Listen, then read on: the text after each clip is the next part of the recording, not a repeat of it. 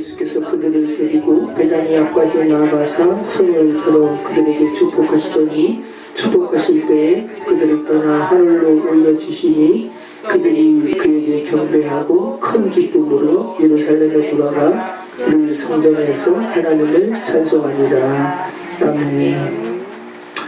네, 예수 그리스도의 승천의 모습이 아주 감격스럽게 기록되어 있습니다. 네, 오늘 누가복음 말씀 나누도록 하겠습니다. 자, 우리는 2주 전에 마가복음 말씀을 살펴보았습니다. 한번 기억 더듬어 보십시오. 네로의 박해에 직면한 로마 교회 공동체를 향한 마가의 서술이었습니다. 자, 마가복음은 지금 바로 박해에 직면한 이들에게 선포된 메시지였기 때문에 빨리 이 고난이 지나가기를 바라는 그런 마음으로 곧 즉시라는 부사가 59번이나 쓰이고 있다고 했습니다. 그리고 1장에서만 10번이나 쓰이고 있다고 했습니다. 예수 그리스도께서 이 땅에 고난받으러 오셨다. 그분의 제자된 너희들도 고난받는 것이 맞다. 그리고 이 고난이 곧 너에게 닥칠 거지만 그것이 끝이 아니다. 곧 바로 승리하게 될 것이다. 힘을 내라. 라는 메시지가 마가복음의 메시지였고요. 오늘날 고난에 직면한 이들에게도 위로가 되는, 그죠? 그들에게 살이 되고 피가 되는 메시지임을 우리는 고백하게 됩니다. 그럼 결국은 부활로 승리하신 예수님께서 또 승천하시는 그런 기사로 마가복음은 맞춰지고 있었습니다. 자, 오늘 말씀은 누가복음입니다. 이 표를 한번 보시죠. 주후 60년에서 68년 이렇게 해서 예루살렘 성전이 70년에 멸망하거든요. 그래서 이 표에서는 예루살렘 성전 이전에 기록된 것으로 이렇게 추측되지만 실제로는 잘 알 수가 없습니다. 예루살렘 성전 멸망 이후라는 그런 견해도 있고요. 누가라는 이름의 의미는 빛나다라는 겁니다. 루카스. 그러니까 영어 이름의 룩은 빛나다라는 이런 헬라어 라틴어에서 비롯된 이름입니다. 누가. 여러분, 누가의 직업은 뭐예요? 의사예요. 의사이기도 하고 사도행전의 기사로 우리가 추측을 하는 건데 빌립보 교회에서 목회했던 또 목회자이기도 합니다. 그렇게 우리 추측을 합니다. 의사이고 목사이고 하나님께서 가시를 주었다 그러죠. 바울이 어떤 사람들은 간질병이 있다고도 이야기를 하기도 하고 또 눈이 안 좋았다라고도 이야기하는데 어떤 병인지는 알 수 없지만 하나님께서 몸에 가시를 주었다. 그래서 그 바울을 옆에서 이렇게 같이 동역하면서 바울의 몸을 보살핀 사람이 또 의사 누가라고 또 이야기하기도 하죠. 자, 바울이 그래서 바울이 쓴 서신서에 이 누가에 대해서 많이 언급을 합니다.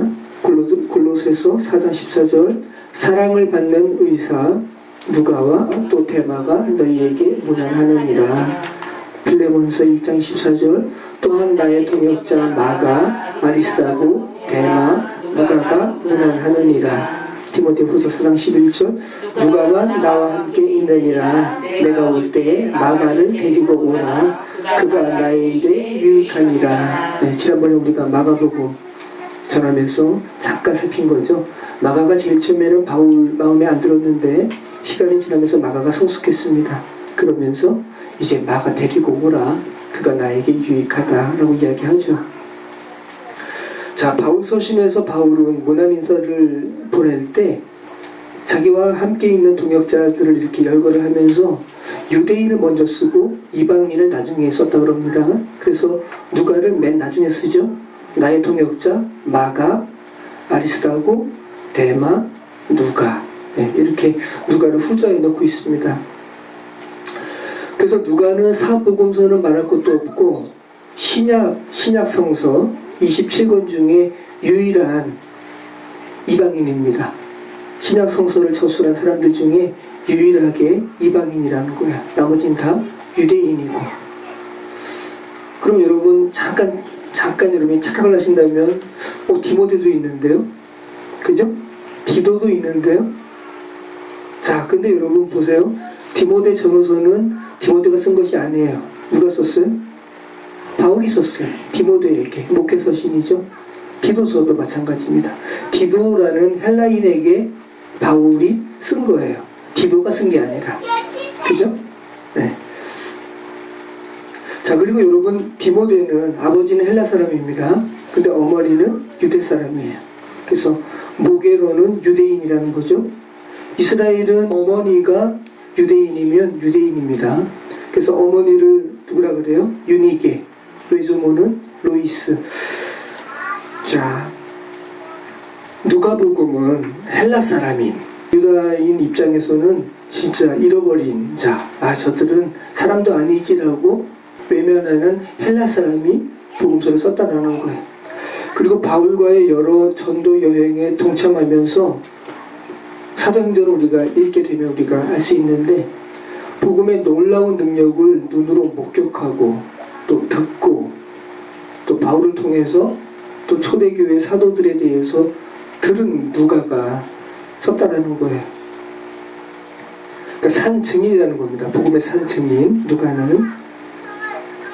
그래서 사도행전을 누가 제2 성경이라고 그러죠. 누가가 쓴 제1권이 누가복음이고 사도행전은 제2권이라는 거죠. 자, 누가복음 여러분 읽어보셨으면 아시겠지만 굉장히 길죠. 네, 24장이지만 굉장히 읽게 되면 분량이 많습니다. 그런데 사도행전도 누가가 썼다고요. 28장까지 있죠. 그래서 사도행전과 누가복음은 신약성서의 총 분량의 4분의 1을 넘습니다. 굉장히 많이 썼죠. 근데 여러분, 바울 서신도 신약성서의 3분의 2 가량 됩니다. 근데 바울과 누가가 동역했죠. 네, 이방인을 향한 하나님의 복음에 대해서 쓴 서신이 신약성서에 이렇게 많은 비중을 차지하고 있다고요. 그러니까 신구약 통틀어서 성경이 저와 여러분에게 말씀하시는 바가 뭔지 우리는 어렴풋이 알 수가 있죠. 유대인뿐만 아니라 유대인은 하나의 나팔이고 그들의 입을 통해서 그 하나님의 인간을 구원하시는 그 복음의 역사가 선포된 것이 성경이라는 거죠. 자, 그리고 의사 누가의 관점으로 본다면 누가는 의사이기 때문에 병에 초점을 뒀어요. 병에. 사람이 병에 걸렸다는 거예요. 근데 그 병은 치명적인 병이고요. 하나님 외에는 고칠 수 없는 병, 죄의 병으로 기술을 하고 있고, 그 병을 고칠 수 있는 유일하신 분, 네, 인자이신 예수 그리스도. 이런 관점으로 누가는 서술합니다. 죽음이라는 병에 노출된 인간을 살리시는 진정한 의사이신 하나님에 대한 글이 누가복음이고요. 그 하나님께서 사람으로 오셔서, 인자로 오셔서 당신의 치료책을 알리신 것이 누가복음이라는 거예요. 자, 누가가 누구인지는 성경에 분명하게 나와 있지 않기 때문에 여러 가지 설이 있습니다. 혹자는 바울이 2차 선교 여행 중에 환상을 보죠. 네. 원래 드로아로 가려고 했는데 마케도니아 사람이 갑자기 나타나서 이리로 오시오라고 하죠. 그래서 바울이 아시아로 향하는 전도 여행을 유럽으로 바꾸는 겁니다. 그래서 혹자는 이 마케도니아 사람이 누가라고 이야기하기도 합니다. 하나의 그냥 설입니다. 또 누가를 안디옥 교회 출신으로 보기도 합니다. 그리고 전승에 의하면 누가는 바울처럼 결혼하지 않았다 그래요. 그리고 순교했다라는 설도 있고 74세 혹은 84세에 평안히 숨을 거두었다라는 설도 있습니다. 아까 드린 말씀처럼 또 누가는 빌립보 교회에서 목회했던 목회자이기도 합니다. 자, 의사이고 아주 훌륭한 목회자이기도 한 누가가 예수 그리스도에 관한 복음을 아주 멋스럽고, 의사이기 때문에 여러분 세심하게 관찰했을까요? 아니면 관찰하지 않았을까요? 세심하게 관찰하죠. 하나하나 해부하듯이. 놀라운 복음이라는 거죠, 누가복음이. 자, 누가복음의 구조는 지리적으로는 공생애를 준비하는 그러한 시기, 그 다음에 갈릴리, 유대사역, 그리고 예루살렘으로 올라가는 구분으로 나눌 수가 있고, 또한 의미로는 인자에 대한 소개, 그리고 인자의 사역, 어떤 사역인지, 그리고 인자를 배척하는 사람들, 그리고 인자의 고난과 부활로 승리하는 것에 대해서 24장을 그렇게 나눌 수가 있습니다. 그 크게는 잃은 자를 찾으시는 예수 그리스도. 이게 3분의 2가량이고요. 나머지 3분의 1이 그 잃은 자를 기억고 구원하시는, 병으로 이야기한다면 병든 사람들을 기억고 치료하시는, 네, 그런 예수 그리스도의 복음의 사역을 누가가 기록하고 있습니다. 자, 우리 누가복음 1장 1절 같이 있습니다. 우리 중에 이루어진 사실에 대하여 처음부터 목격자와 말씀에 일꾼된 자들이 전하여 준 그대로 내력을 저술하려고 부술든 사람이 많은지라. 그 모든 일을 근원부터 자세히 미루어 살핀 나도 데오빌로 각하에게 차례대로서 보내는 것이 좋은 줄 알았노니 이는 각하가 알고 있는 바를 더 확실하게 하려 함이로라. 자, 지금 누가가 데오빌로라는 사람에게 헌정하는 그런 글을 쓰면서 이 복음에 대해서 제가 자세히 미루어 살폈다라고 이야기하고 있죠. 원문의 의미는 나란히 곁을 따라간다라는 의미입니다. 그러니까 복음이 도대체 어떻게 해서 데오빌로 당신에게 전해졌는지 제가 그 상황을 바로 옆에 같이 동행하면서 지켜보듯이 제가 자세히 살폈다라는 거죠. 의사인 누가가 예수님의 모든 일에 대한 자료를 모았습니다. 그러니까 누가복음보다 마가복음이 더 먼저 쓰여진 것으로 여겨지거든요. 그러니까 마가복음도 누가는 모았을 거예요. 그죠? 그래서 그러한 예수 그리스도에 대한 자료를 모으고 그 근원부터 꼼꼼히 살피고 검증하면서 누가복음을 완성시켰습니다. 자, 누가복음 1장 1절 이하에 보면 이런 내용이 있죠. 우리 중에 이루어진 사실에 대하여. 자, 데오빌로를 포함해서 우리 중에 이루어진 사실. 이 사실은 어떤 사실이에요? 복음으로 말미암은 사실이죠. 네. 복음으로 말미암은 죄로부터의 해방. 그죠? 복음에 대한 놀라운 능력을 데오빌로라는 사람이 알게 된 거죠. 그 사실에 대한 부분입니다. 우리 중에 이루어진 사실, 복음으로 인해 이루어지는 일들, 현실에 대하여 그리스도를 직접 본 이들도 저술했고, 놀랍지 않아요, 여러분? 예수 그리스도를 직접 본 사람들이 있었다고요. 그리고 말씀의 일꾼, 하나님께서 말씀의 일꾼으로 세우신 자들이 많이 있죠. 신약성서에 많이 기록되어 있습니다. 또 복음 증거자들이 전하여 준 내용을 글로 저술하려고 붓을 든 사람이 많았다. 굉장히 많았다. 그죠? 여러분, 우리가 복음서가 4권만 있다고 그래가지고 예수 그리스도의 그 생애를 기록한 사람이 마태, 마가, 누가, 요한 딱 4명이 아니라는 거예요. 굉장히 많았다는 거예요. 근데 그 중에서 4권이 이렇게 정경화되었다는 거죠. 여러분, 도마복음이라는 것도 있어요. 그죠? 도울 김영옥 선생님이 도마복음 강의하잖아요. 그죠? 네. 빌립복음도 있습니다. 진리복음도 있습니다. 마리아복음도 있습니다. 이집트인 복음도 있습니다. 이것이 다 나그 함마디라는 이집트의 한 도시에서 발견됐어요. 네. 이집트어니까 콥트어죠. 콥트어로 된 이런 복음서들이 발견되었습니다. 자, 그런데 아무튼 정경으로 포함되지 않았다는 부분이 굉장히 중요한 거죠. 혹자는 역사는 승자의 기록이기 때문에, 그죠? 그런 정경화되는 과정 가운데 그런 배격하는 졌기 때문에, 그래서 이 도마복음이라든지 사복음서에서 제외된 복음서들도 가치가 있는 그런 아주 긍정적인 관점으로 보기도 하는데, 여러분, 저는 그렇게 생각을 합니다. 일리가 있는 말씀이긴 하는데, 일반적인 죄된 세상의 역사는 그래요. 그죠? 역사는 승자의 기록이에요. 그죠?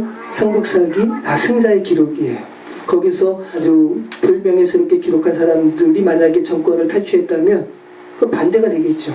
그런데 여러분, 복음서는 그런 것 같지 않아요. 복음서는 정말 놀랍게 정경화 과정이 이루어졌거든요. 여러분, 제가 지난번에 이 말씀 개관하면서 말씀드렸잖아요. 제일 처음에 예수 그리스도께서 이렇게 우리가 누가복음 마지막을 읽은 것처럼 예수 그리스도의 승천을 눈으로 본 사람들은 예수님께서 다음 주에 오실 줄 알았어요. 이해되시죠? 네, 다음 달에 오실 줄 알았어요. 너무 분명하니까. 근데 1년이 지나고 5년이 지나고 네로 박해로 인해서 사람들이 죽어도 예수님이 안 오시는 거예요. 그러면서 이들이 조금씩 예수님의 재림, 예수님의 다시 오심이 우리의 이 물리적인 이런 시간 가운데 오지 않을 수도 있겠구나. 그러면 예수 그리스도의 이 복음을 우리가 전하지 않으면 안 되겠네. 그죠? 구전으로 전하고 우리가 기록하지 않으면 안 되겠네. 이렇게 해서 저술한 사람들이 굉장히 많았다는 거죠. 근데 여러분, 그렇게 많은 책들이 다 정경으로 포함된다면 혼란스러워요? 혼란스럽지 않아요? 혼란스럽죠, 굉장히.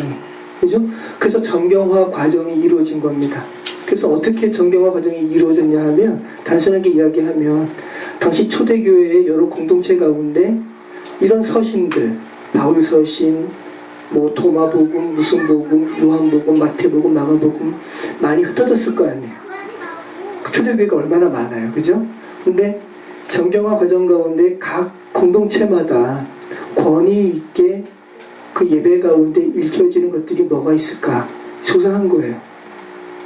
조사하면서 아주 놀라운 것, 저는 이런 부분이 굉장히 성령께서 함께 하시는 것을 저는 고백하는 거죠. 근데 놀랍게도 27권 정경이 그 각 공동체마다 자연스럽게 예배 때 사용되어졌다는 거죠. 권위가 인정되었어요. 그리고 그 복음서를 읽으면 하나님의 복음이 깊게 깨달아지는 영감성도 인정이 되었어요. 그리고 사도의 권위, 예수님과 직접 교제했던 사람이 쓴 거라면 그 정경의 권위가 더 있겠죠. 베드로, 그죠? 그 바울도 비록 육신적인 예수님을 만나지 않았지만 담에색 도상에서 계시로 만났죠. 바울 서신도 인정되는 거예요. 근데 도마복음이라든지 정경화 가정 가운데 배제된 책들은 그럴 만한 이유가 있다라는 것을 좀 우리는 좀 그렇게 생각을 해야지, 무조건 인간의 그 죄성이 이 안에 가미돼가지고 무조건 승리하지 못한 패배한 책들이기 때문에 이 안에도 정경 못지않은 가치가 있는 부분으로 여러분이 접근하면 굉장히 오류가 있게 되는 것이죠. 정경에 포함되지 않을 만한 이유가 있다. 영지주의적인, 지식적인 관점이 많이 가미됐다는 것이고요. 그리고 불교적인, 힌두적인 그러한 내용이 많이 가미가 됐다고 그래요. 도마복음에. 그러니까 보편적으로 그렇게 광범위하게 읽혀지지 않았다는 거죠. 정경화 과정 가운데 굉장히 중요한 원칙입니다. 보편성, 아까 이야기했던 사도성, 그리고 영감성, 굉장히 중요한 부분이죠. 누가복음은 이러한 여러 가지 원칙에 다 부합되는 책이라는 거죠. 나머지 세 복음도 마찬가지고. 자, 누가가 지금 누가복음을 누구에게 썼다 그래요? 데오빌로. 데오빌로. 자, 데오빌로를 또 누가가 아주 거창하게 호칭까지 붙이죠. 데오빌로 가카. 누굴까요 도대체? 자, 데오빌로 헬라어입니다. 데오스 필레오. 데오스는 하나님이에요. 신. 그 필레오는 친구입니다. 하나님의 친구. 그러니까 이게 실명일 수도 있겠지만 어떻게 보면 당시에 헬라 로마권의 그런 지도자이기도 하지만 그리스도교를 믿으면 당대의 정부로부터 핍박받을 수 있는, 그죠? 해를 받을 수 있는 위치이기 때문에 예명은 아닐까, 그죠? 그리스도 공동체 안에서 그냥 붙여진 하나님의 친구라는 가명을 붙여준 건 아닐까. 데오빌로, 하나의 추측입니다. 근데 아무튼 이 데오빌로 가카라고 이렇게 불려지는 사람이 굉장히 하여튼간 재정적인 능력도 있었던 모양이에요. 왜냐하면 지금 누가복음에서 누가가 이렇게 1장 1절부터 이렇게 서술하는 이러한 양식이 당대 헬라 로마권에서 책을 이렇게 당시에 책을 출판하는 것은 여러분 돈이 너무 많이 듭니다. 지난번에 말씀드린 것처럼 종이에 인쇄하는 게 아니니까, 그죠? 양피지에다가 쓰는 거니까 누가복음만 해도 아마 양 수십 마리 잡았을 거라고요. 그죠? 그러니까 경제적인 실권이 있어야 돼요. 경제적으로 도움을 줘야 돼요. 데오빌로라는 사람이 누가 복음을 저술하도록 경제적인 뒷받침을 한 것이죠.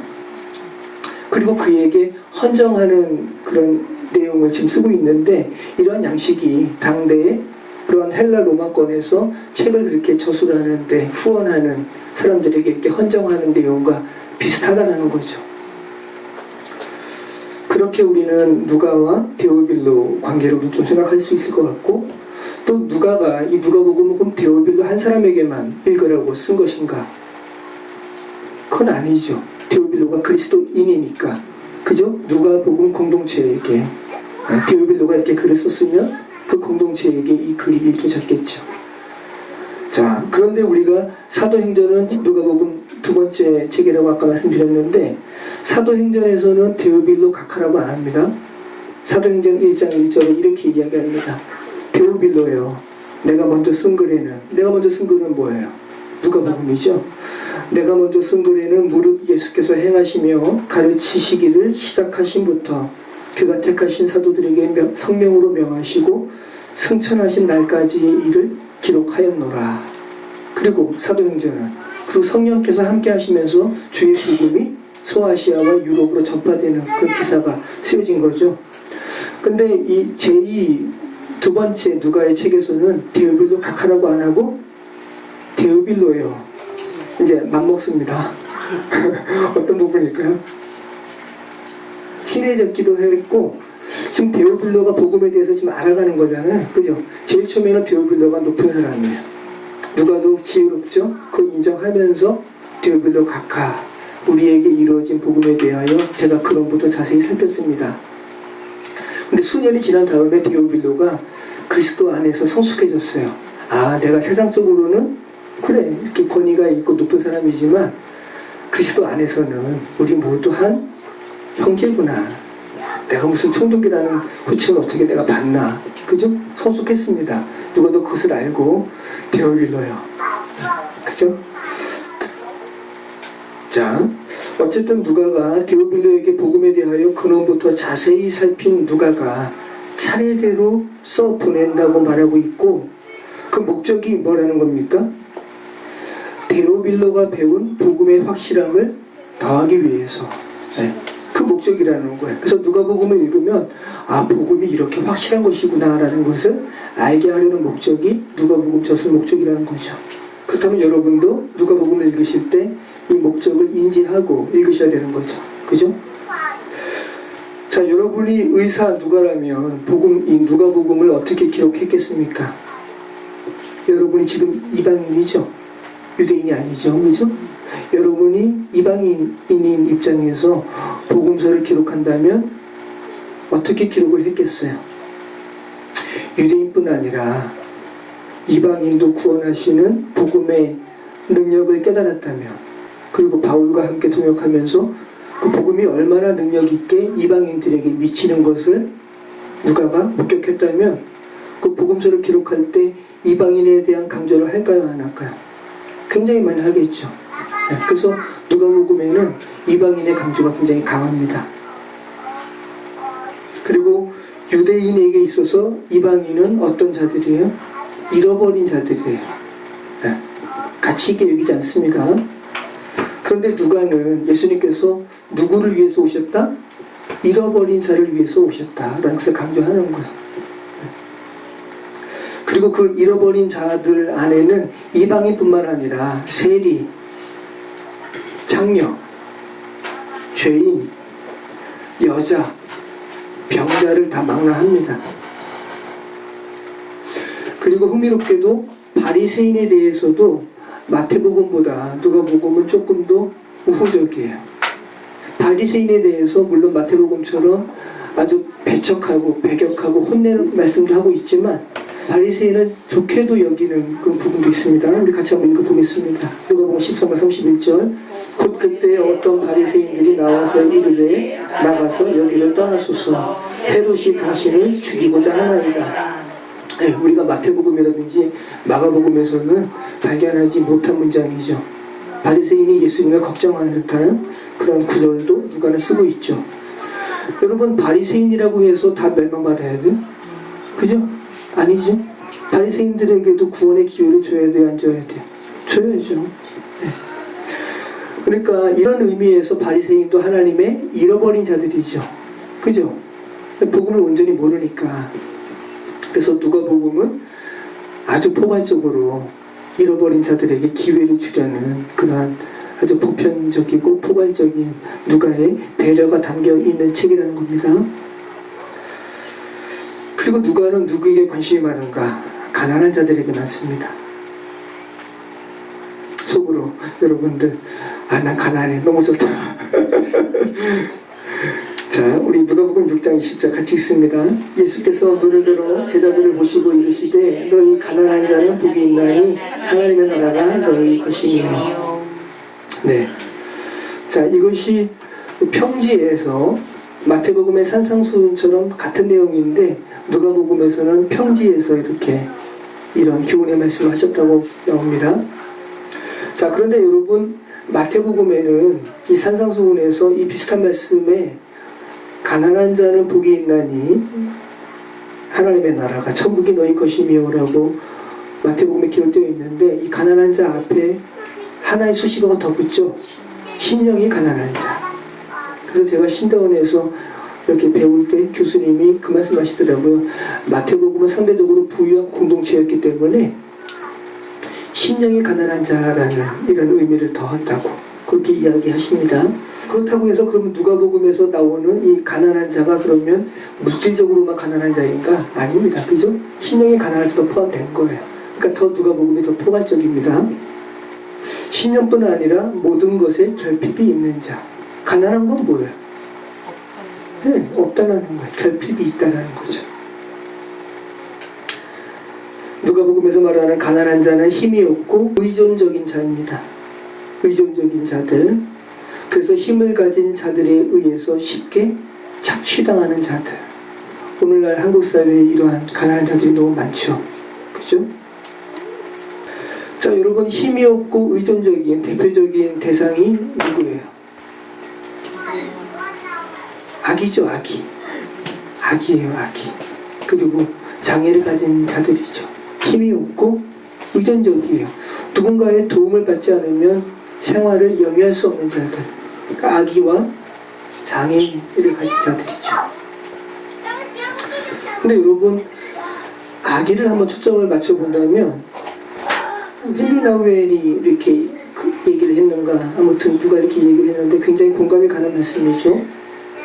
한 집안에 아기가 있으면 그 집안의 주인공은 누가 되는 거죠?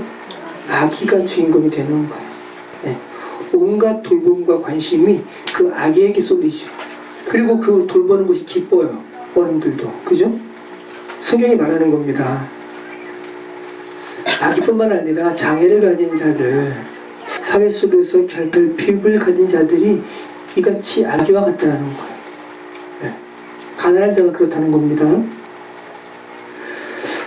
그렇게 가난한 자가 케어받고 돌봄받는 나라가 하나님 나라라고 누가복음이 이야기하고 있어요.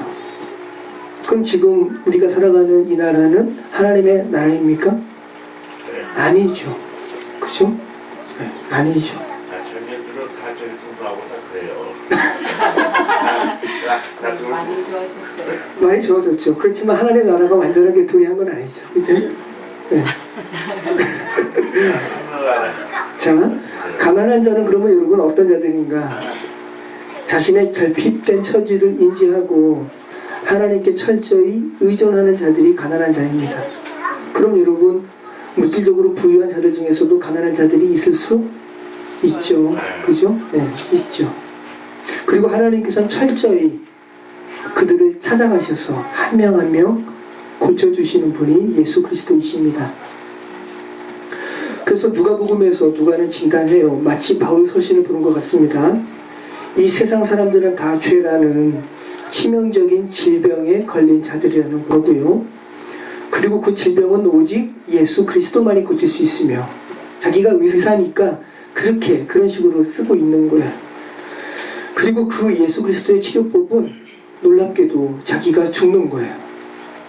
죄된 세상의 사람들은 자기가 살기 위해서 다른 사람을 죽이는데 예수 그리스도의 치료법은 다른 사람을 살리기 위해서 자기가 죽는 거예요.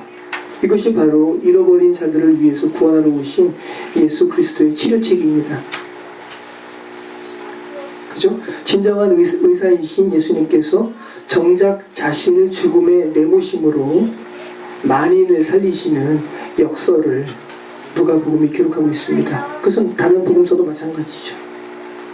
근데 여러분, 누군가 죽고 누군가 사는 그림은 구약에서부터 계속 제시된 그림이잖아요. 그 제시된 그림을 예수께서 온전하게 드러내시는 그런 서술을 지금 누가가 하고 있는 거죠. 자, 그리고 누가복음에서 우리가 좀 특징적으로 살펴볼 수 있는 것은 성령을 굉장히 강조합니다. 성령을. 자, 우리 누가복음 1장 15절.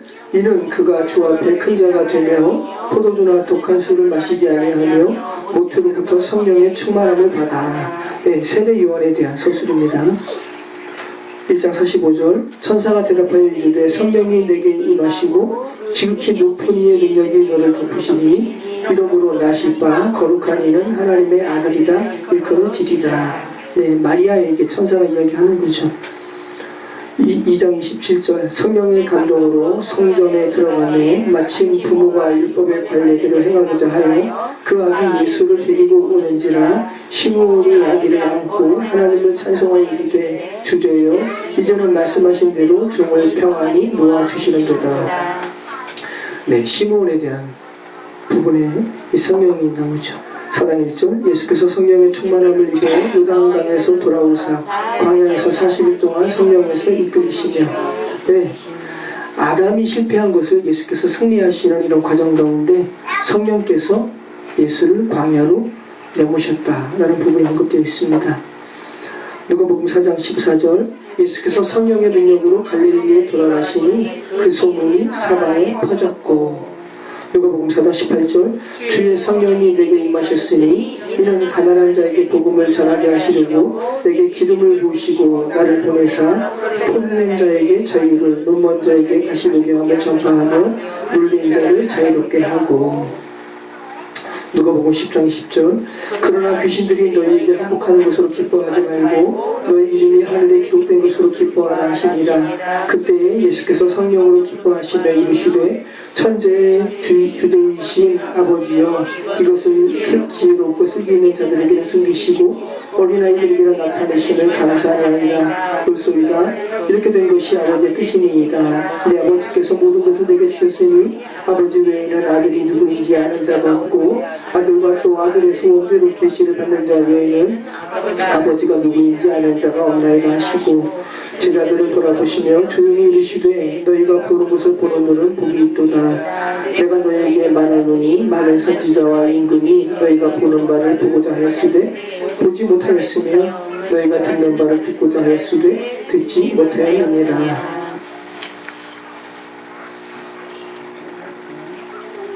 여러분 지금 성경 말씀 읽으시면서 복음이 지금 깨달아지시죠? 근데 참 놀라운 겁니다, 여러분. 이전에 살았던 많은 왕뿐만 아니라 선지자들이 지금 여러분이 읽고 깨닫는 예수 그리스도에 대한 복음을 듣지도 못하고 보지도 못했다라는 거예요. 선지자들도 또 여러분이 지금 그것을 깨달아 아신다라는 것은 지금 성령께서 여러분에게 지금 임하신 것이죠. 그죠? 굉장한 거라고요. 이 소식 모르고 지금 죽어간 사람이 얼마나 많습니까? 그죠? 굉장한 은혜라는 겁니다. 자, 그러면서 누가는 세례 요한의 기사를 서술하면서 특별한 것이 아니라 삶의 각 자리에서 회개의 삶을 살 것을 말하고 있습니다. 우리 같이 한번 누가복음 3장 2하 읽겠습니다. 요한이 요단강 부근 각처에 와서 죄사함을 받게 하는 회개의 세례를 전파하니 선지자 이사야의 책에 쓴 바 광야에서 외치는 자의 소리가 있으리되 너희는 주의 길을 준비하라. 그의 오실 길을 곧게 하라. 모든 골짜기가 메워지고 모든 산과 작은 산이 낮아지고 굽은 곳이 곧아지고 험한 길이 평탄해질 것이요 모든 육체가 하나님의 구원하시는 보리라 함과 같으니라. 요한이 세례받으러 나오는 무리에게 이르되 독사의 자식들아 누가 너에게 일러 장차 올 진노를 피하라 하더냐. 그러므로 회개에 합당한 열매를 맺고 속으로 아브라함이 우리 조상이라 말하지 말라. 내가 너희에게 이르노니 하나님이 너희에게 돋보이고 아브라함의 자손이 되게 하시리라. 이미 도끼가 나무 뿌리에 놓였으니 좋은 열매 맺지 아니하는 나무마다 찍혀 불에 던져지리라. 우리가 물어 이르되 그리하면 우리가 무엇을 하리이까? 대답하되 이르되 옷 두 벌 있는 자는 옷 없는 자에게 나눠줄 것이요 먹을 것이 있는 자도 그렇게 할 것이니라 하고 세리들도 세례를 받고자 하여 와서 이르되 선생이여 우리는 무엇을 하리이까 하매 이르되 부과된 것 외에는 거두지 말라 하고 고린들도 물어 이르되 우리는 무엇을 하리이까 하매 이르되 사람에게서 강탈하지 말며 거짓으로 고발하지 말고 받는 금료를 족한 줄로 알라 하니라. 여러분 9절 말씀부터 보면 세례 요한의 회개에 선포에 대하여 세례 요한이 참 놀라웠던 모양이에요. 세례 요한의 회개에 선포에 대하여 무리들이 세례 요한에게 다가오는 거죠. 그리고 세례 받고 어떻게 하여야 우리가 죄상을 받겠습니까? 이미 도끼가 나무 뿌리에 놓였으니 자 이미 도끼가 나무 뿌리에 놓였다는 것은 뭘 의미하는 거예요? 제가 기록한 것처럼 심판이 임박했다, 그죠? 네, 그래서 사람들이 세례 요한의 메시지를 듣고 인지한 거예요. 큰일 났네요. 그럼 우리가 어떻게 하여야 구원을 얻겠습니까? 묻는 거죠. 제가 고등학교 시절에 신일고등학교니까 미션스쿨이잖아요. 모태신앙이고 우리 박정호 성도님은 제가 이런 말 하면 상엽이 초등학교 때 오락실 가고 교회도 안 가고 그래가지고 하여튼 저를 인정하지 않는데 제가 마음속으로는 하나님 많이 생각했다. 원래 친구들이 인정하지 않아요. 그죠? 근데 제가 신일고등학교 다니면서 이걸 한번 읽어봤는데 제가 이 부분 읽으면서 그 다음에 우리가 어떻게 하여 구원을 얻겠습니까? 무리들이 묻잖아요. 그리고 세례 요한이 답을 하는데 뭐라 그러는 거예요? 옷 두 벌 있는 자는 옷 없는 자에게 나눠주고 먹을 것이 있는 자는 또 그렇게 나눠줘라. 세리들은 과세된 것 위에는 부과하지 말아라. 군인들 강탈하지 말아라. 제가 이 부분을 읽으면서 좀 실망했어요. 여러분 읽으시면서 실망스럽지 않아요? 어떤 면에서 실망스러워요? 그러니까 너무나 지극히 당연한 말씀 같아서, 그죠? 어떻게 하면 임박한 심판을 피할 수 있나요? 라는 질문에 너무 피상적인 답을 하고 있잖아요. 피상적인 답을 하고 있는 것처럼 느껴졌기 때문에 저도 실망스러웠어요. 재미가 없는 거예요, 선생님. 그죠? 근데 여러분, 이 세례 요한의 이 대답은 핵심을 찌른 말이에요. 굉장히. 죄의 영향을 받은 이들의 삶은 특별한 순간에만 죄를 범하는 것이 아니라 매사가 죄 덩어리라는 거죠. 매사가 그들이 하는 행위는 죄라는 거예요.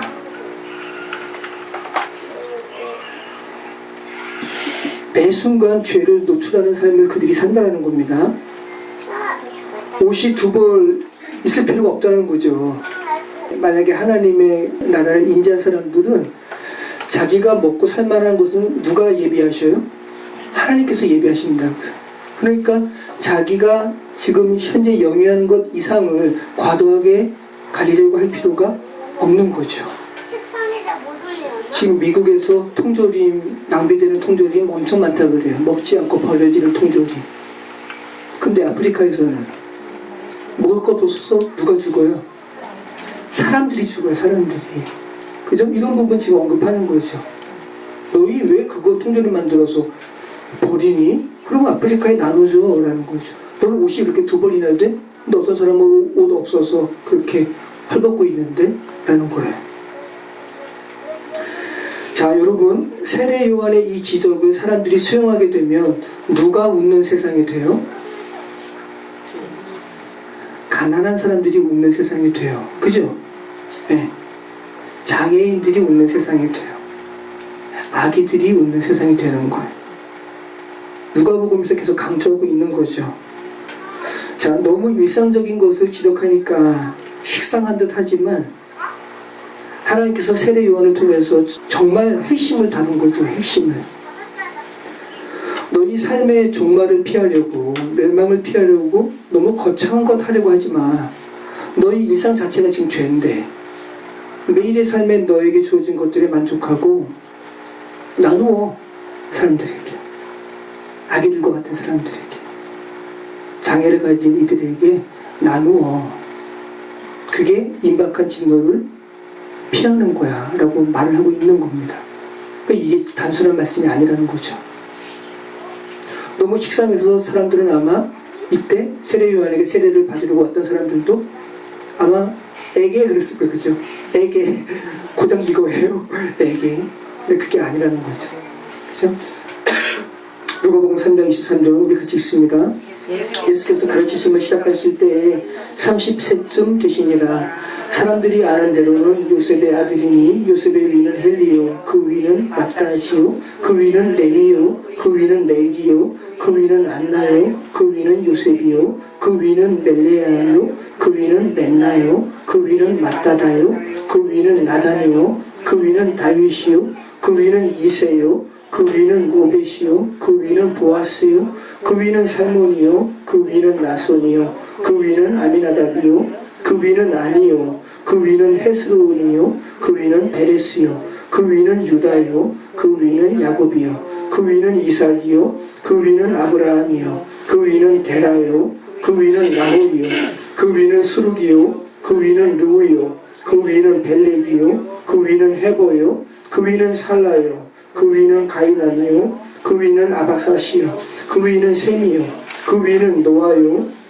그 위는 레멕이요, 그 위는 무드셀라요, 그 위는 에녹이요, 그 위는 야넷이요, 그 위는 마할랄렐이요, 그 위는 가이나니요, 그 위는 에노스요, 그 위는 셋이요, 그 위는 아담이요, 그 위는 하나님이시니라. 자, 우리가 마태복음에서 또 예수 그리스도의 족보를 살펴봤죠. 여러분, 마태복음에서는 족보가 어떻게 기술되고 있어요? 네, 아브라함부터. 누구부터요? 아브라함부터. 하나님부터가 아니에요. 아브라함부터 예수님까지 아래로, 하향식으로. 근데 지금 누가복음은 어떻게 해요? 사람들이 아는 대로는 요셉의 아들이니 하면서, 누가 요셉의 아들이니? 예수가. 그죠? 요셉의 위는 헬리요 하면서 누구에게까지 올라갑니까? 하나님에게까지. 그래서 마태와 이 누가의 이 족보는 굉장히 많이 다릅니다.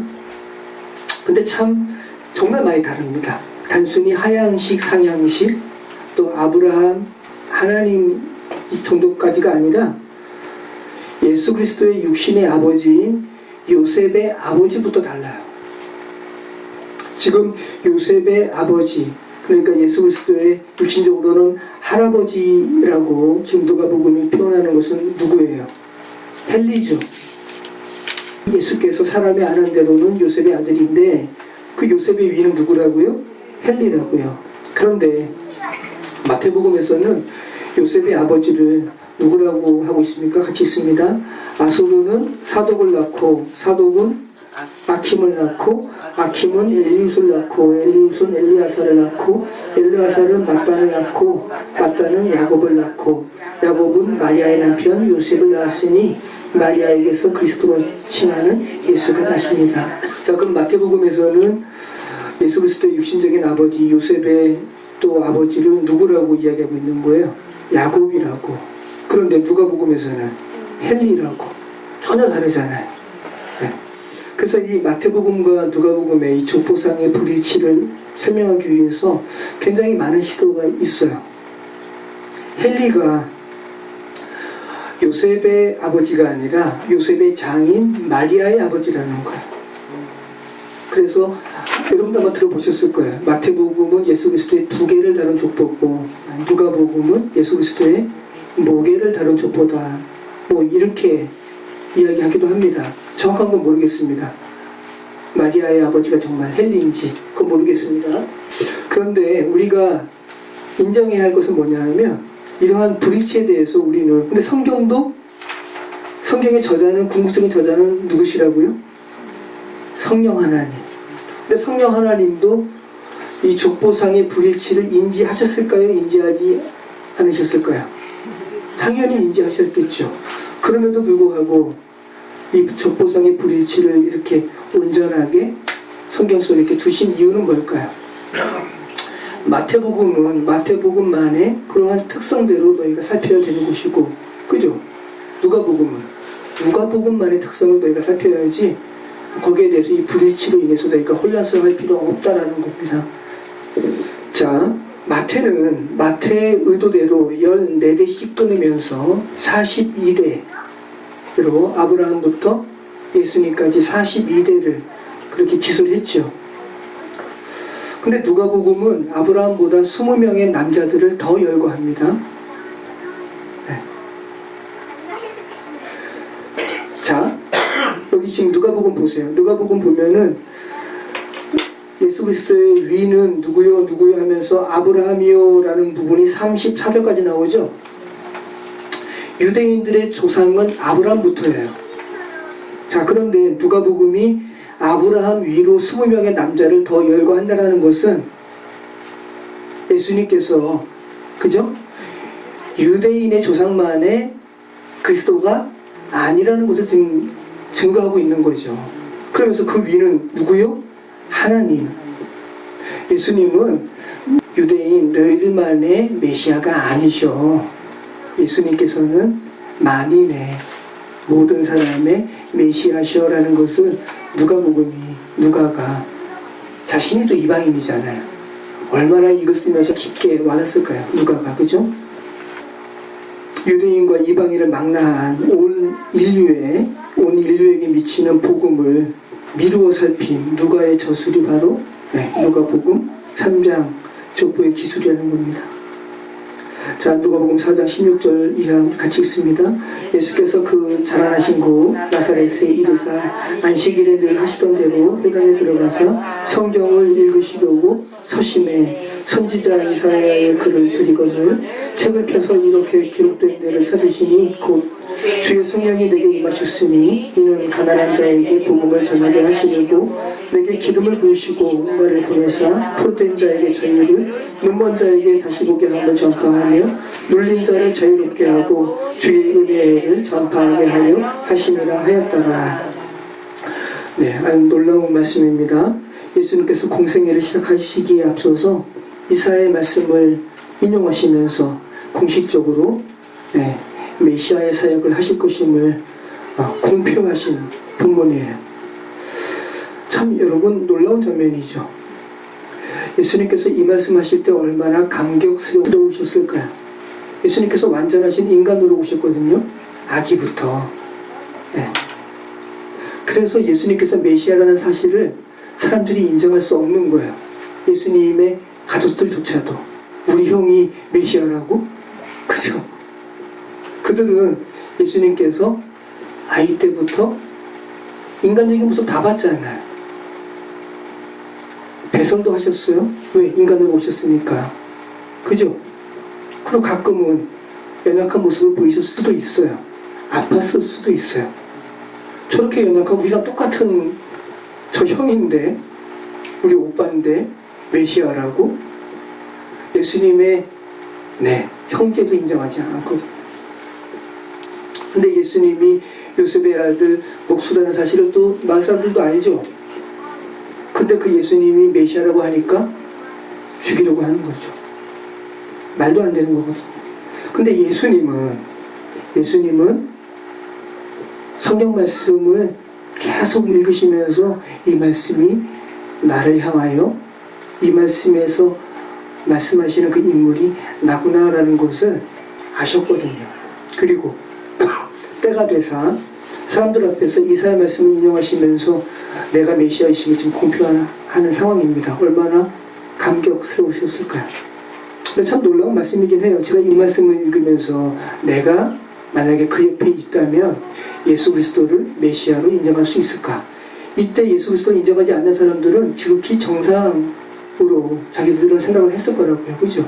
그러니까 여러분이 이때 예수님의 그 회당에서 이사야 말씀을 선포하시면서 이 말씀이 오늘날 너희 귀에 응했다 라는 이 말씀을 여러분이 들었을 때 예수님 메시아 환영합니다라고 박수 칠까요? 여러분도? 아니요. 여러분도 똑같이 무슨 당신이 메시아야 우리랑 똑같은데 하면서 절벽에서 밀어서 죽이려고 하는 군중에 여러분도 당연히 들어갔을 거라고요.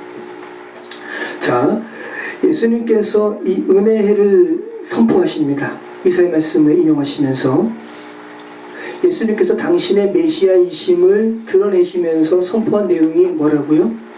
은혜의 해라는 거예요. 희년입니다. 희년의 선포예요. 희년은 뭡니까? 7년이 7번 지나고 7년이 7번 지나면 49년이죠. 그리고 그 이듬해 50년째가 되면 모든 것이 완성복귀되는 해예요. 땅도 원래 주인에게 돌아가고 노예되었던 자들도 자유케 되고 죄에 매였던 자들도 죄 이전에 죄 없는 상태로 회복되는 해입니다. 놀랍지 않습니까, 여러분? 혹시 여러분 지난날의 삶 생각하시면서 내가 그 행동만을 하지 않았으면 어땠을까? 여러분 생각에 너무 깊은 어떤 죄의 순간이기 때문에 그 순간만큼은 좀 내 인생에 없었으면 얼마나 좋았을까? 이런 생각 하시는 부분 없나요? 전 있거든요. 근데 은혜는 그런 순간이 그러한 죄가 근본적으로 없었던 것으로 되는 해니까 얼마나 놀라운 해예요. 은혜의 해죠. 희년입니다.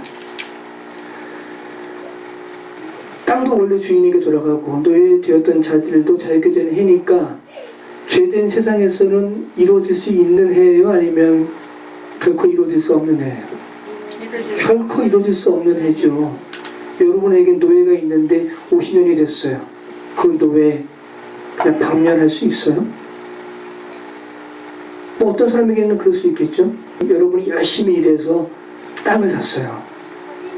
그냥 공짜로 누가 준 게 아니라 열심히 여러분이 일해서 샀다니까요. 근데 50년이 됐어요. 아무 조건 없이 그 땅 다시 원주인에게 돌려줄 수 있어요? 없어요. 그죠? 그러니까 이건 죄된 세상에서 이루어질 수 없는 거라고요. 자, 한번 읽어볼까요? 레위기 25장 10절. 너희는 50년째 해를 거룩하게 하여 그 땅에 있는 모든 주민을 위하여 자유를 공포하라. 이 해는 너희에게 희년이니 너희는 각각 자기의 소유지로 돌아가며 각각 자기의 가족에게로 돌아갈지며. 레위기 27장 14절. 그가 판 밭은 희년에 급한 사람 곧 그 땅의 원주민에게 되돌아갈지니라. 되돌아갈지니라. 자, 이것이 시내산 밑에서 하나님께서 모세에게 선포하신 레위기 말씀이죠. 레위기는 지리적인 이동이 없습니다. 계속 하나님의 말씀을 배운 거예요. 거룩함에 대해서 배운 겁니다. 야, 너희 그 땅 들어가면, 가나안 땅 들어가면 너희 희년의 해를 선포해라. 모세에게 지시한 거예요. 자, 하나님의 인도함대로 이스라엘 백성이 가나안에 들어갔죠. 근데 이스라엘의 역사상 이 희년이 단 한 번도 시행된 적이 없어요. 당연한 거죠, 여러분. 그죠? 네. 이것은 물리적인 희년뿐만 아니라 그걸 넘어서는 거죠. 이 희년을 온전히 성취하실 수 있는 분은 누구밖에 없습니까? 예수님밖에 없는 거죠. 정말 사람을 사랑해서 이 희년의 제도를 실행한 사람은 정말 예수님의 사람인 거죠. 나 정말 너무 사람을 사랑해. 그래, 정말 인애주의로, 박애주의로 나 열심히 일해서 이 땅 내가 소유했지만 그 땅 주인에게 돌려준다. 그럴 수 있겠죠. 그죠? 당신 자유 몸이 되세요. 라고 종된 몸에서 해방할 수 있겠죠, 사람은. 그래, 아주 혹간 있을 수 있어요. 그죠? 정말 예수님의 사람이죠.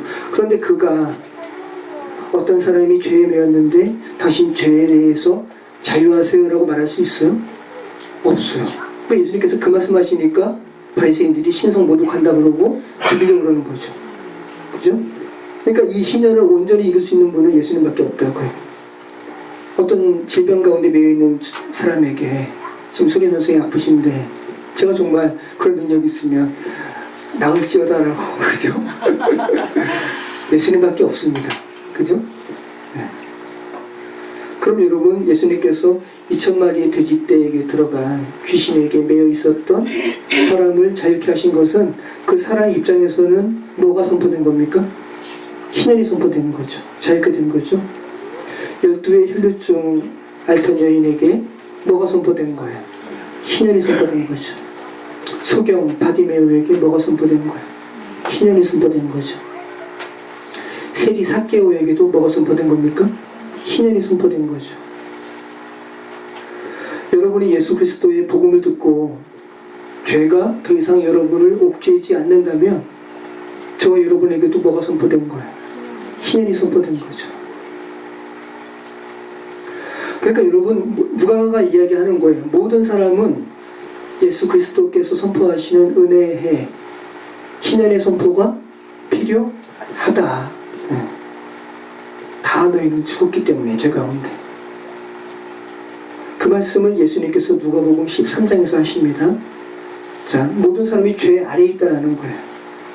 우리 같이 한번 읽습니다. 그때 마침 두어 사람이 와서 빌라도가 어떤 갈릴리 사람들의 피를 그들의 제물에 섞어낸 예수께 아뢰니 대답하여 이르시되 너희는 이 갈릴리 사람들이 이같이 해받음으로 다른 모든 갈릴리 사람보다 죄가 더 있는 줄 아느냐? 너희에게 이르노니 아니라 너희도 만일 회개하지 아니하면 다 이와 같이 망하리라. 또 신루함에서 망대가 무너져 치어 죽은 18사람이 예루살렘에 거한 다른 모든 사람보다 더 죄가 있는 줄 아느냐? 너희에게 이르노니 아니라 너희도 만일 회개하지 아니하면 다 이와 같이 망하리라. 마치 신문 보는 것 같죠? 신문에 이렇게 나열되는 사건처럼 당시 유대인들에게 회자되었던 사건이 두 개의 사건이 나옵니다. 하나는 예루살렘 성전에 제사로 갔던 사람들이 로마 군병과 어떠한 트러블이 있었나 봐요. 그리고 체포되었습니다. 그리고 물론 군병이 죽였겠지만 빌라도의 그 지시 아래 이제 죽임을 당한 거겠죠. 죽었어요. 그래서 이스라엘 사람들이 뭐라고 이 사건을 표현하냐 하면 이들이 제물 드리러 간 거니까, 제사를 간 거니까. 그런데 빌라도가 피를 제물에 섞었다라는 것을 표현한 거예요. 근데 이들 마음속에 어떤 마음이 있었냐 하면 하나님께 예배하러 간 거잖아요. 그죠? 좋은 일 하러 간 거라고요. 하나님께 예배하러 갔는데도 불구하고 이러한 죽음을 당했다? 그럼 이 사람이 혹시 우리가 알지 못하는 정말 죄 때문에 죽은 것은 아닐까, 이런 생각을 했다는 거죠. 여기에 대해서 예수님께 여쭌 거예요. 자, 이런 질문을 우리가 생각한다면 여러분도 같은 의식이 있을 수 있죠. 남에게 어떤 불행한 일이 생기면 안타까움도 있지만 이면에 아유, 그만한 일을 당할 만한 죄가 있겠지. 그죠? 저희 여드름 많이 났는데 어떤 아줌마가 학생이 죄가 많아서 그래, 그런 것처럼. 그죠? 그런 인식이 우리에게 있다고요. 아주 악한 생각이죠. 상대적으로 나는 그런 일 안 당했으니 상대적으로 나는 죄가 덜하지. 그럼 그 아줌마 입장에서는 여드름 없으니까 나는 저 학생보다 죄가 없네. 그죠? 말이 안 되는 거죠. 이에 대해서 예수님께서 단호하게 말씀하시는 거야. 아니야. 너나 그들이나 똑같아. 라는 것을 말씀하시고요. 그리고 회개하지 않으면 그들 같은 최후가 너희에게도 있을 거야. 라고 말씀을 하셔요. 그리고 이 같은 말씀을 하시기 위해서 실로암 망대 이야기를 예수님께서 하시는 거예요. 당시에 실로암의 망대를 쌓다가 어떤 사고로 인해서 망대가 무너졌어요. 그리고 무려 몇 명이 죽었어요? 18명. 오늘날도 아마 이러한 사건 나면 신문에 나겠죠.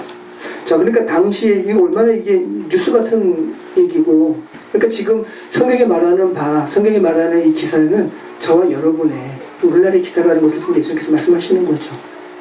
이 실로암 망대를 건축하다가 망대가 무너져가지고 18명이 죽었는데 이 18명이 건축에 참여한 자들이 아니라 지나가다가 행인들이 죽은 거거든요.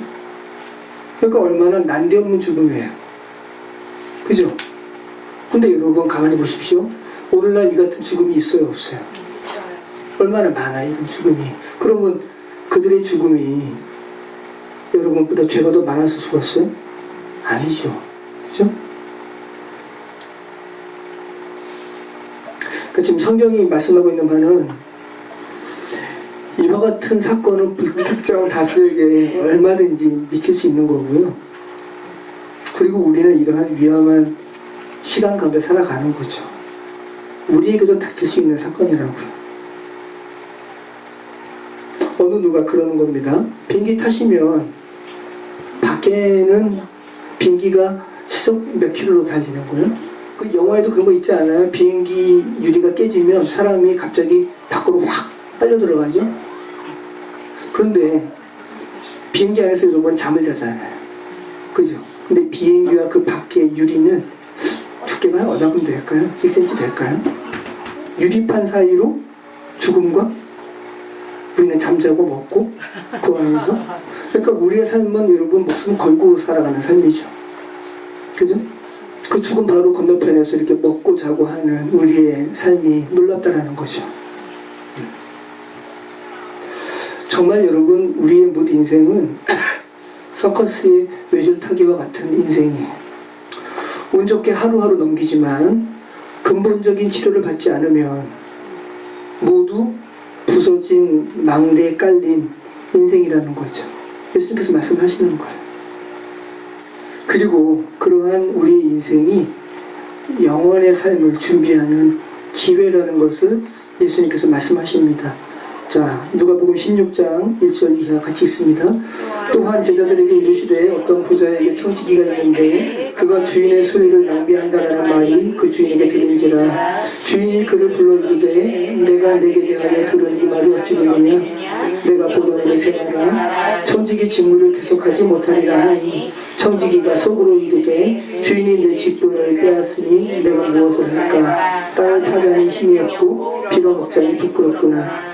내가 할 일을 알았도다. 이렇게 하면 직분을 빼앗긴 후에 사람들이 나를 자기 집으로 영접하리라 하고 주인에게 빚진 자를 일일이 불러다가 먼저 온 자에게 이르되 내가 내 주인에게 얼마나 빚졌느냐. 말하되 기름 100마일이니이다. 이르되 여기 내 증서를 가지고 빨리 앉아 오시기라 쓰라 하고 또 다른 이에게 이르되 너는 얼마나 빚졌느냐. 이르되 밀 100석이니이다. 이르되 여기 내 증서를 가지고 80이라 쓰라 하였는지라. 주인의 일이 옳지 못하는 청지기가 이를 지혜 있게 하였으므로 칭찬하였으니 이 세대의 아들들이 자기 시대에 있어서는 빛의 아들들보다 더 지혜로움입니다. 좀 혼란스러운 말씀이죠. 이 불의한 청지기 잘못했죠. 그죠? 네. 칭찬받을만 해요? 칭찬받을만 하지 않아요. 여전히 불의한 청지기입니다. 이 말씀을 통해서 예수님께서 의도하시는 부분은 뭘까요? 지금 결과적으로 주인의 재산을 낭비한 청지기에 대한 기사잖아요. 한 청지기가 주인의 소유를 낭비하는 거예요. 지혜롭게 잘 관리해야 되는데 그 소식을 주인이 들었습니다. 야, 너에게 우선 맡기는 마무리해. 그리고 넌 해고야 라고 최후 통첩을 내렸어요. 그러니까 이 청지기가 정말 나쁜 사람이에요. 땅 파서 일하기는 싫고, 네. 또 사람들한테 돈을 빌리는 것은 부끄럽고, 그러면서 한 가지 생각을 하는 거예요. 주인에게 빚진 자 일일이 불러야지. 기름 100말 빚진 자에게 50이라 바꿔 쓰게 하고, 밀 100석 빚진 자에게 80이라 바꿔 쓰게 하는 거야. 아직은 청지기니까 그럴 만한 위치에 지금 있습니다. 자기가 뭔데, 그죠? 그런데 여러분, 빚진 자들에게 있어서는 이 청지기가 어때요? 고맙죠. 고맙죠. 네. 정말 나중에 이 청지기가 해고된 다음에 그들 찾아가면 잘해주겠죠? 덕을 볼 거예요, 그죠? 네. 주인이 이 모습을 보고 그를 칭찬했다라고 예수님께서 이야기하시는 거예요. 혹자는 결국 주인이 좋은 사람이라는 평판을 듣게 했으니 이 청지기가 지혜로운 일을 했다라고 보는 이들도 있고, 청지기가 이들에게 감해준 것은 이자라는 거예요. 그래서 원금적으로는 주인에게 손해본 것이 없기 때문에 이 청지기 지혜롭게 행했다라고 그렇게 보는 이들도 있는데, 누가복음의 이 관점으로 본다면 그게 아니라는 거죠. 의사 누가는 지금 임박한 종말에 대해서 너희 준비해. 너희 지금 치명적인 죽음의 병에 걸렸어. 너희 인생의 시기에 너희 그 치명적인 죽음에서 벗어나야 돼. 라는 것을 지금 강조하는 거거든요. 지금 이 불의한 천주기가 뭐를 준비한 거예요? 임박한 종말, 해고당할 이후. 그죠? 그대로 가면은 나 해고당하네. 근데 나 일도 하기 싫고 남에게 구하기도 싫고 어떻게 해야지? 자기 임박한 해고날 이후에 대해서 불의한 천주기는 지혜롭게 고민한 거죠. 그죠? 자기 지혜 없게 나 그래 해고 이후에도 난 뭐 어떻게 돼도 몰라. 이게 아니라 해고 이후에 나 어떻게 해야 될까? 어떻게 살아야 될까? 하면서 지혜롭게 자기 운명에 대해서 고민했다는 거죠. 지금 그 얘기하는 거예요. 예수님께서. 야, 너희 이 세상이, 이 육신의 생명이 너희 영원할 것 같아? 너희 지금 실론 망대에 깔린 이들의 운명과 너희 똑같아. 그죠? 너희 운명에 대해서 너희 생각해야지. 예수 그리스도의 복음의 초청에 너희 반응해야지. 라는 거죠. 자, 누가복음 16장 19절. 한 부자가 있어 자색 옷과 굵은 베옷을 입고 날마다 호화롭게 즐기더라. 그런데 나사로라 이름하는 한 거지가 헌데 투성이로 그의 대문 앞에 버려진 채 그 부자의 상에서 떨어지는 곳으로 배불리려 하며 심지어 개들이 와서 그 헌데를 핥더라. 이에 거지가 죽어 천사들에게 붙들려 아브라함의 품에 들어가고 부자도 죽어 상처되니 그가 응고 중에 고통 중에 눈을 들어 멀리 아브라함과 그의 품에 있는 나사로를 보고 불러 이르되 아버지 아브라함이여 나를 긍휼히 여기사 나사로를 보내어 그 손가락 끝에 물을 집어 내 혀를 서늘하게 하소서. 내가 이 불꽃 가운데에서 괴로워하나이다. 아브라함이 이르되 예 너는 살았을 때 좋은 것을 받았고 나사로는 고난을 받았으니 이것을 기억하라. 이제 그는 여기서 위로를 받고 너는 괴로움을 받느니라. 그뿐 아니라 너희와 우리 사이에 큰 구렁텅이가 놓여 있어 여기서 너희에게 건너가고자 하되 갈 수 없고 거기서 우리에게 건너올 수도 없게 하였느니라. 이르되 그러면 아버지여 구하노니 나사로를 내 아버지의 집에 보내소서. 내 형제 다섯이 있으니 그들에게 증언하게 하여 그들로 이 고통받는 곳에 오지 않게 하소서. 아브라함이 이르되 그들에게 모세와 선지자들이 있으니 그들에게 들을지니라. 이르되 그렇지 아니하니이다. 아버지 아브라함이여 만일 죽은 자에게서 그들에게 가는 자가 있으면 회개하리이다. 이르되 모세와 선지자들에게 듣지 아니하면 비록 죽은 자 가운데서 살아나는 자가 있을지라도 고난을 받지 아니하리라 하였다 하시니라. 네, 여러분 많이 아시는 말씀인데 이 이야기를 가상의 이야기라고 말하는 길도 있습니다. 그런데 나사로라는 신명이 등장하는 것으로 봐서 역사상으로 실제 존재했던 그리고 어떤 영혼의 사건까지도 포함한 거죠. 예수님은 하나님이시니까 네, 이 말씀을 우리에게 하는 것으로 우리는 보는 것이 더 정확할 겁니다. 여러분 부자가 있고 거지 나사로가 있었습니다. 근데 부자 지옥 갔어요. 거지는 아브라함 품이라고 일컫는 천국에 갔습니다. 여러분 부자라고 지옥 간 거 아닙니다. 그리고 가난하다고 다 천국 가는 거 아닙니다. 누가복음의 맥락으로 본다면 부자는 가난한 이들에게 관심이 없었어요. 여기 보면 자색 옷과 고운 베옷을 입고 날마다 호화롭게 즐기더라. 그런데 나사로라 이름한 한 거지는 어디 있었어요? 멀리 있는 게 아니에요. 네, 대문 앞에 있었어요. 그런데 부자는 가난한 사람에게 관심이 없었어요. 걔가 와서 헌대를 핥을 정도로 거지 나사로는 처참한 생활을 했습니다. 자, 누가복음의 맥락으로 본다면 가난한 자에게 관심이 없다. 결핍을 가진 자에게 관심이 없다. 왜? 자기는 만족하니까. 자기는 결핍 없다고 생각했거든요. 물질적인 결핍뿐만 아니라 하나님이 없는 것이 결핍인데 그것을 결핍으로 인정하지 않고 하나님 없이 잘 살았어요. 그래서 지옥을 자기가 선택한 거예요. 왜? 지옥은 하나님의 사랑이 없는 곳이니까. 이해되시죠? 근데 나사로는 하나님께 자신의 결핍을 의탁하고 간구했던 사람입니다. 하나님은 자신의 결핍 인정하고 하나님께 의존하는 자들 하나님은 버리셔요? 아니면 용납하세요? 용납하시죠. 그래서 그가 하나님의 품에 간 겁니다. 나사로는 하나님의 도움이라는 의미예요. 하나님의 도움.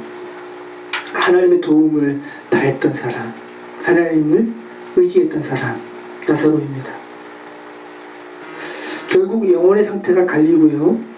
부자와 아브라함의 입으로 표현되는 하나님 아버지의 진술을 잘 살펴볼 필요가 있죠. 한마디로 이야기해서 부자와 거지 나사로의 이야기에서 예수님은 분명하게 이야기하시는데 죽음 이후에는 두 번째 찬스가 있다 없다? 없다. 네. 죽음 이후에 너가 회개한다고 해가지고 아버지 나라로 돌아가는 것은 없다. 분명히 하죠.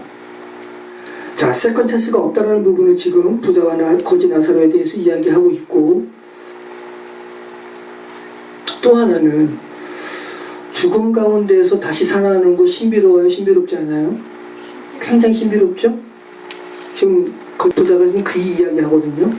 거지 나사로를 다시 보내서 우리 형제 5명이 있거든요. 그들에게 가서 이 고통 가운데 오지 않게 이곳에 대해서 증거하게 하소서 라는 부분을 지금 언급하고 있죠. 자, 그런데 성경이 말씀하는 겁니다. 죽음 가운데서 살아나서 죽음 이후의 고통에 대하여 증거하는 신비로움이 육신적으로 살아있는 완악한 사람의 회개에 그렇게 임팩트를 끼칠 정도로 영향을 주지 않는다라는 거예요. 부자가 이렇게 이야기하잖아요. 아버지 아브라함이요, 죽은 자 가운데서 살아난 후 회개하여 영원한 고통을 면할 것을 말하면 듣는 자들이 회개할 것입니다 라고 이렇게 이야기하죠. 그런데 여기에 대해서 아브라함의 입술을 빌어서 하나님께서 뭐라고 말씀하십니까? 이르되 모세와 선지자들에게 듣지 아니하면 비록 죽은 자 가운데서 살아나는 자가 있을지라도 고난을 받지 아니하리라 하였다 하시니라. 모세가 뭡니까? 토라입니다. 선지자들은 느비임, 네, 결국은 타낙, 구약 성경을 말씀하고 있는 거예요. 예수님께서 말씀하실 때 신약이 없었으니까 이 말씀이죠. 모세와 선지자, 그죠? 야, 이 세상 사람들이 살아있는 동안에 그들의 눈으로 읽히고 그들의 머리로 이해할 수 있는 성경을 보고도 회개하지 않으면 죽은 자 가운데서 다시 살아나는 신비로움이 그들 앞에 보여질지라도 그들 회개하지 않아. 사람들은 그래라는 것을 지금 말씀하고 있는 거죠.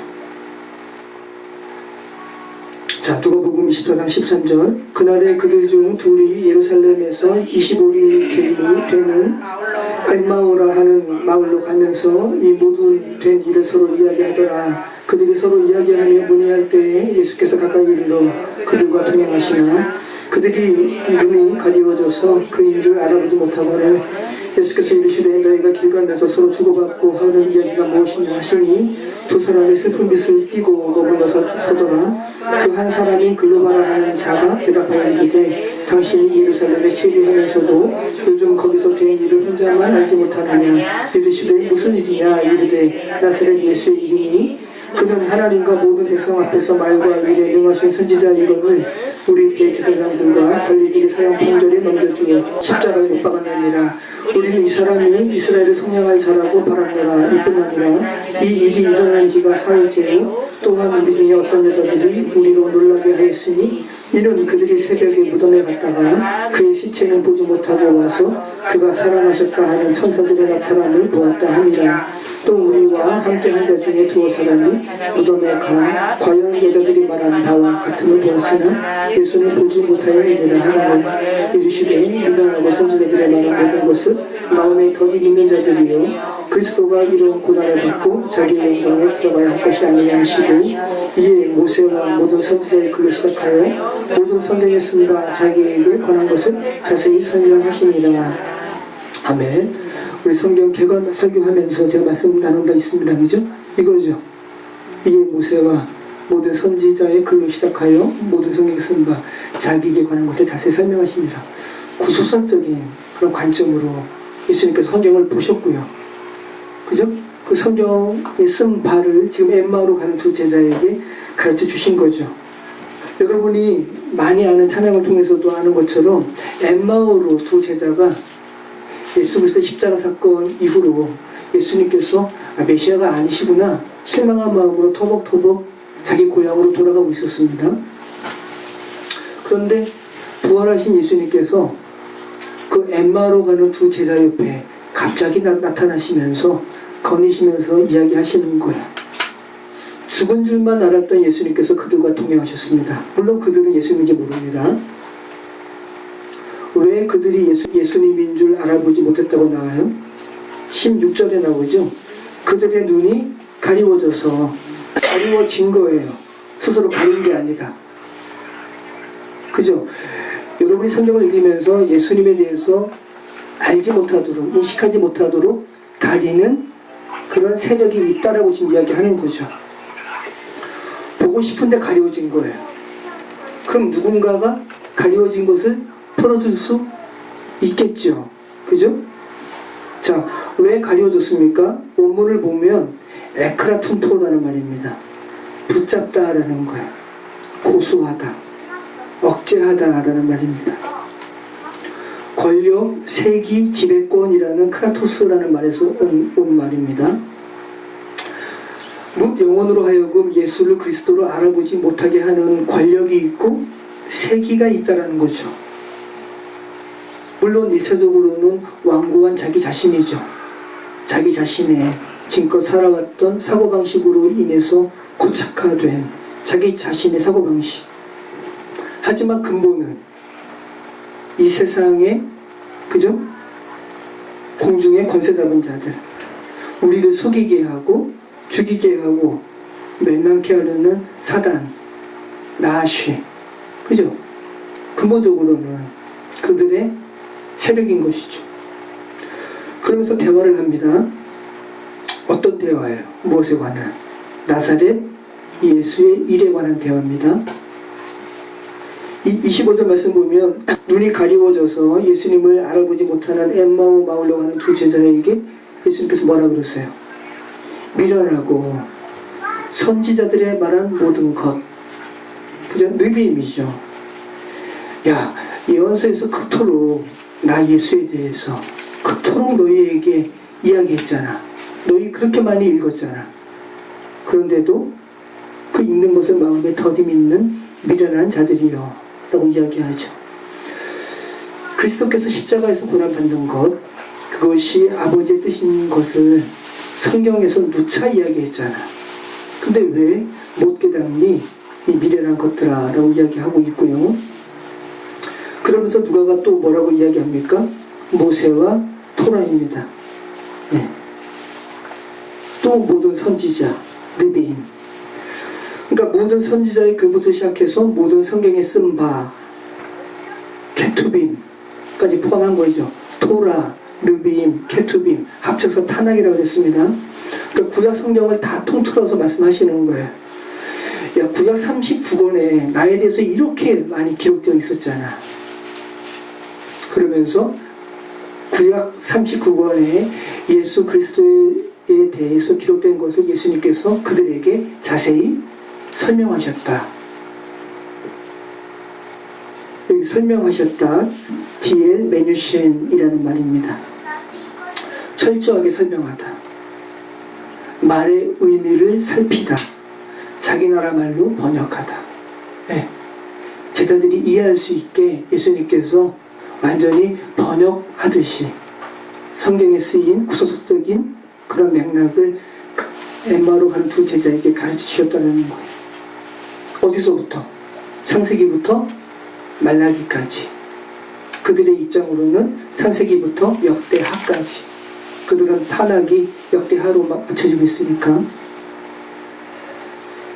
참 여러분 굉장히 신비로운 말씀입니다. 제가 지금 구소서적으로 지금 말씀 나누고 있는 것이 벌써 몇 년째잖아요. 그죠? 그런데 이들에게는 예수님께서 하루가 안 됐어요. 참 놀랍죠? 하루가 안 되는 시간에 구소서적인 이 맥락을 다 가르쳐 주셨습니다. 그리고 그들이 예수님을 강권하는 거예요. 날이 저물게 되니까.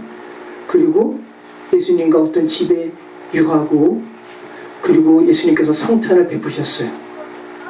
그럴 때 그들의 눈이 밝아졌다고 이야기하죠. 디아노이고라는 말입니다. 의미가 굉장히 강합니다. 양쪽에서 잡아당겨가지고 여는 거예요. 그들의 눈이 예수 그리스도를 메시아로 알아보지 못하게 하는 세상의 권력으로부터 예수님의 그 가르치심으로 인해서 또 성찬으로 인해서 그들의 눈이 양쪽에서 잡아당겨서 완전히 열려진 것처럼 구속적인 예수 그리스도에 대해서 타락이 말하는 바를 다 그들이 알게 되었다는 거죠. 누가복음 24장 26절로 32절 그리스도가 이런 고난을 받고 자기의 영광에 들어가야 할 것이 아니냐 하시고 이에 모세와 모든 선지자의 글로 시작하여 모든 성경에 쓴 바 자기에 관한 것을 자세히 설명하십니다. 그들이 가는 마을에 가까이 가매 예수는 더 가려 하는 것 같이 하시니 그들이 강권하여 이르되 우리와 함께 유하사이다. 때가 저물어 가고 날이 이미 기울었나이다 하니 이에 그들과 함께 유하로 들어가시니라. 그들과 함께 음식 잡수실 때에 떡을 가지사 축사하시고 떼어 그들에게 주시니 그들의 눈이 밝아져 그인 줄 알아보더니 예수는 그들에게 보이지 아니하는지라. 그들이 서로 말하되 길에서 우리에게 말씀하시고 우리에게 성경을 풀어주실 때에 우리 속에서 마음이 뜨겁지 아니하더냐 하고 그들이 예수인 줄 알아보니까 예수님께서 사라지세요. 이제는 물리적인 공간에 얽매이지 않는 분이시죠. 그러면서 여러분 엠마오로 가는 두 제자의 고백을 한번 들어보시죠. 뭐라 그러시는 거예요? 야, 예수님께서 길에서 우리에게 말씀하시고 우리에게 탄악, 성경에 대해서 이 구속적인 예수 그리스도에 대해서 가르쳐 주실 때 우리의 마음이 뜨겁지 아니하더냐 하고 그죠? 우리의 마음이 빛나다라는 의미입니다. 빛나다. 그 전에는 어땠는데요? 어두웠는데 그죠? 예수 그리스도에 대해서 읽어도 무슨 말인지 모르니까 어두웠는데 예수님께서 당신에 대해서 직접 말씀하시니까 우리 마음이 빛나지 아니하더냐. 여러분 빛이 임하면 어둠은 물러가죠. 여러분으로 하여금 예수 그리스도의 이 은혜를 깨닫지 못하도록 방해하는 어둠의 권세가 그리스도의 은혜로 말미암아 물러가고 그리스도의 빛이 여러분의 마음 가운데 비춰지면 어둠 물러가는 겁니다. 자, 여러분 의사 누가가 오늘 누가복음을 통해서 말합니다. 그죠? 다시 한번 상기해 보십시오. 모든 사람은 죄라는 치명적인 질병을 가지고 있습니다. 그리고 그 죄는 세상의 질병, 그죠? 죽음, 궁핍, 귀신 들림, 편견, 따돌림이라는 결핍으로 나타나고요. 그 같은 상황에 처한 자들은 그 같은 상황에 자기가 있음을 인지한 자들은 예수님께 도움을 요청합니다. 요청해야 되는 것이고 그리고 누가는 너희의 인생의 시간 가운데 그 같은 도움을 예수님께 요청하라고 우리에게 지금 권면하는 거죠. 그리고 그들에게 완전한 치유를 주시는 분이 예수 그리스도이십니다. 그가 죽음으로 저와 여러분을 살리시는 그런 놀라운 역설의 치유책을 우리에게 말씀하시는 분이십니다. 자, 세상 가치관은 이 같은 예수 그리스도 복음에 대해서 배격합니다. 그죠? 말도 안 된다고. 근데 여러분 정말로 이 가치관, 예수 그리스도의 치유책을 알게 된 사람들은 예수님처럼 살아갑니다. 그죠? 작은 예수님처럼 살아가는 거예요. 진정으로 예수 그리스도의 제자가 된 사람들은 남을 살리기 위해서 너 자신이 죽는 삶을 기꺼이 살아. 누가가 우리에게 하는 말씀입니다. 부쩍 그렇게 복음으로 살아가시는 저와 여러분의 삶이 되기를 축원합니다. 기도하겠습니다. 하나님께서 2000년 전에 한 이방 사람 누가라는 의사를 통해서 얼마나 놀라운 것을 경험하게 하시고 보게 하시고 듣게 하시고 또 기록하게 하셨는지 또 하나님의 섭리 가운데 그것이 정경으로 이루어져서 우리 눈에 읽혀지고 귀로 듣게 하심을 감사합니다. 성령 하나님, 우리가 죽음에 노출된 존재임을 고백하고 우리가 주께서만 채울 수밖에 없는 결핍이 있는 존재임을 고백하며 주께 의존하길 원합니다. 성령 하나님, 당신께 나아가는 아이와 같은 자들 주께서 외면하지 아니하시고 우리 속에 함께 하셔서 우리를 당신의 자녀로 회복시키시는 은혜를 저희가 경험하게 소망합니다. 그러한 삶 살아가게 하여 주시옵소서. 함께 하여 주시옵소서. 예수 그리스도 이름으로 기도합니다. 아멘.